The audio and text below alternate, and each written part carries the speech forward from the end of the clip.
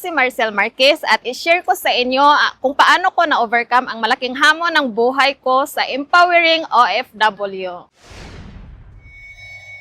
Ma'am Maricel, gano'n na rin po kayo katagal na OFW? 9 years po. 9 years. And yung 9 years na yan, dito lang po yan sa Hong Kong? Hindi po. 2 years sa Kuwait, then more than 6 years Dito sa Hong Kong.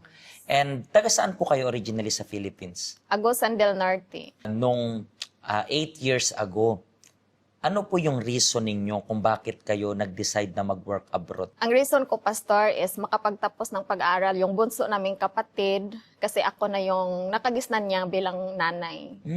Yes. So paano yun? Bakit ikaw yung nakagisna na nanay niya? Kasi grade 5 pa lang siya, namatay na yung mama namin. Tapos before namatay yung mama namin, tinawag niya ako, tapos humawak ako sa kamay niya. Noong una, hindi ko alam kung anong ibig sabihin noon. Pero nung ikatatlong days ng pagkamatay niya, na doon ko nalaman na yung responsibility niya bilang nanay sa akin niya ipinasa. Kasi 10 kaming magkakapatid, pang-anim ako.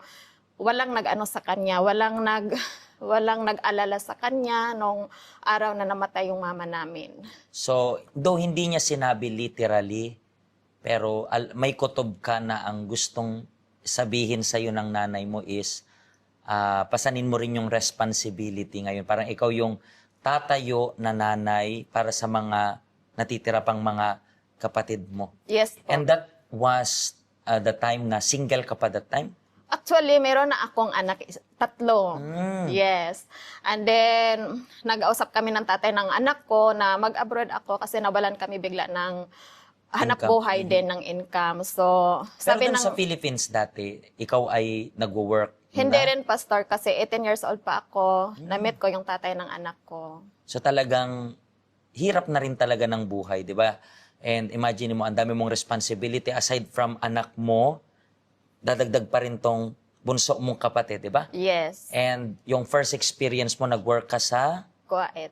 sa Kuwait. And then sa Kuwait, kamusta naman yung experience mo dun?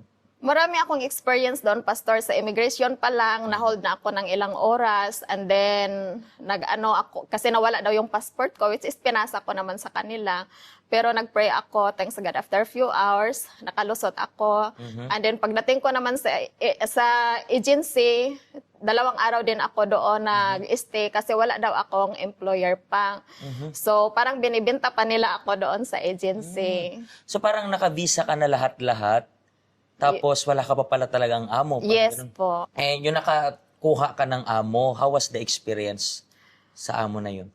Yung mga amo ko, Pastor, okay naman yung relationship namin. Kaso, nakatira kami sa isang bahay na marami silang magkakapatid doon. Pero iba-iba yung mga amo. Dumating ako doon, mayroong 4 na helper.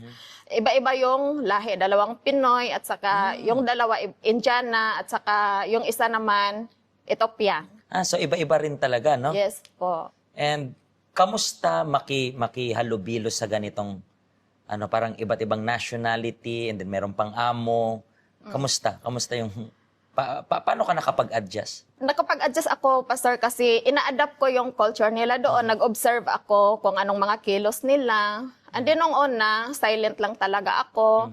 Pero nung naobserbahan ko sa 2 Pinay na wala talaga silang tamang pagkain kasi pinapakain lang sila ng rice at saka watermelon everyday sa loob ng 3 araw na yon. Palagi silang pinapagalitan ng Indiana. Hindi ko alam kasi bago lang ako doon.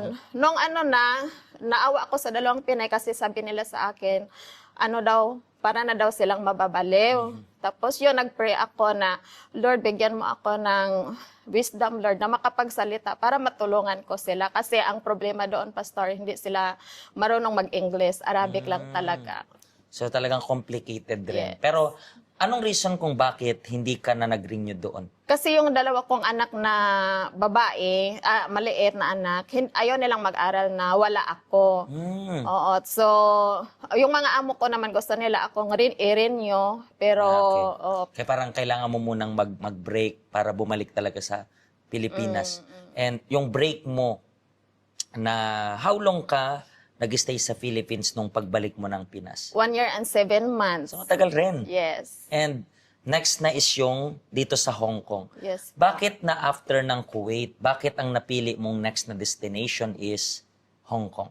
Kasi nakita ko sa mga post ng friend ko na maganda yung Hong Kong, malaki yung sahod, nainganyo ako. And yung una mong pagpa-process nito, smooth lang ba? Mabilis lang or challenging rin? Smooth lang, Pastor, madali akong na-hire. Pero pagdating ko dito sa Hong Kong, yung amo ko napaka siya, yung parang wala akong freedom na kumilos. Kahit magluto ako ng sarili kong pagkain, kahit itlog, bibigyan pa niya ako ng direction kung paano ko Kahit lutuin. sa sarili mo? Yes po. So parang naging kontrolado ka? Yes. Pero gaano ka nakarami na naging employer dito? Dalawa lang po. Dalawa lang? Yes So po. itong una, natapos mo yung kontrata mo? 5 months lang ako sa unang employer. Tapos nag-breakout, terminate ka? Nag-break ako. Ikaw mismo ang Yes nag-break? po, yes. Bakit ikaw ang nag-break? Dahil sa parang wala ka ng freedom, parang masyado ka ng kinokontrol? Yes po. Hindi ko na maano, yung parang naano ako ba na Sasakal. nasasakal. Oo. Pero itong pangalawa mo, ito is yung matagal kasi, di ba, kung dalawa pa lang amo mo, ito is nakakatapos ka na rin, 2 kontrata sa kanya. Yes po. So, actually, napaka okay ng ganyan. Pero sa lahat ng pinagdaanan mo while working abroad, ano yung hindi mo makakalimutang naging experience mo while working abroad? Bilang OFW, Pastor, ang pinaka-worst talaga na experience ko, yung nagluluto ako, tapos biglang tumawag yung pulis sa akin, na nakulong na daw yung tatay ng mga anak ko. Then after na mahuhuli siya ng pulis, nakulong ba talaga yung asawa mo? Yes po, Pastor. Ganon. Nakulong siya ng 4 months. 4 months. Yes. So, kamusta yung mental health mo na, imagine mo, nag-work ka abroad, tapos may emergency ganito sa Philippines? Yung mental health ko naman, Pastor, is stable. Pero doon ako na sa mga anak ko na naawa ako kasi wala ako doon na mag-comfort sa kanila.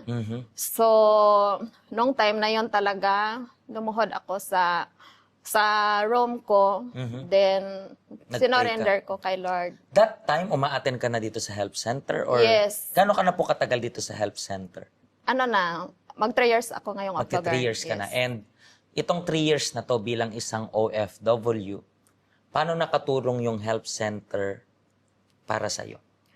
Malaking tulong sa akin yung health center kasi dito ko natutunan kung paano ko i-handle yung mga problema ko, sitwasyon sa buhay ko na hindi magpadala sa emosyon at saka harapin yung problema na may kasamang prayer. So tingnan mo, kasi iba kapag, napansin ko kanina, since nang simula ng story mo sa Kuwait, since na nandito ka, lagi mong name-mention yung word na prayer. Kasi when we talk about prayer po, we are not talking something na religious. I believe, ano man yung religion mo, pwede kang mag-pray. Kahit nasaan ka, pwede kang mag-pray. Yung Diyos, paano ba matatawagan yung Diyos? Yung numero ng Diyos is P-R-A-Y. Just pray. Kung gusto mong tawagan yung Diyos, kailangan mo lang mag-pray at yan ay accessible para sa inyo.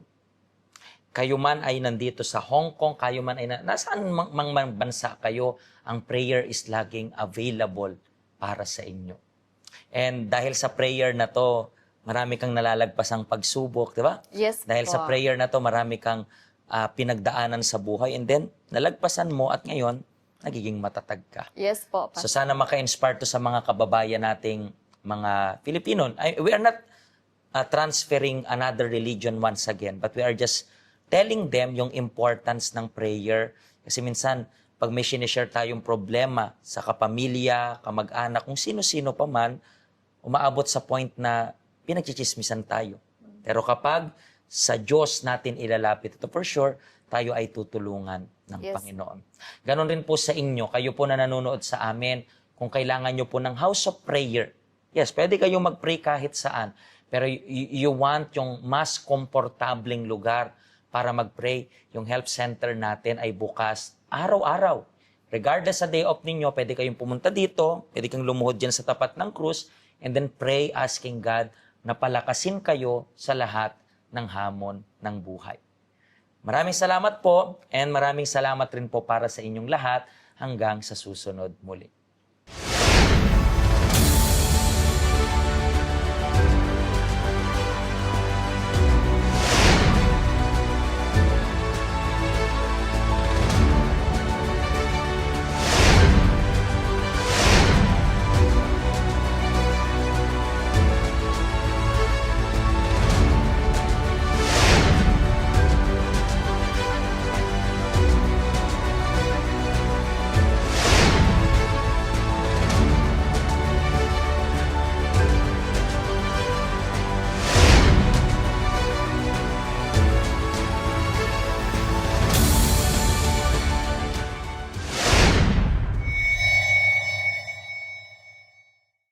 Hello, ako po si Pastor Joshua dito po sa UCKJ Health Center dito po sa Hong Kong. At yung mga napanood nyo pong testimony ay mga testimony ng mga OFW dito sa Hong Kong. Pero I believe makaka-relate rin naman kahit nasaan po kayong bansa. Basta OFW. Ang health center po natin ay walang pinipiling religion. Base na rin po sa name, Health Center. Kung kailangan nyo po ng karagdagang information, nandito lang po sa baba lahat ng information na kailangan ninyo. Kontakin nyo lang po kami at magiging masaya po kami na matulungan ka, ma-assist ka, nasaan man po kayong bansa. Pagpalain po kayo ng Diyos.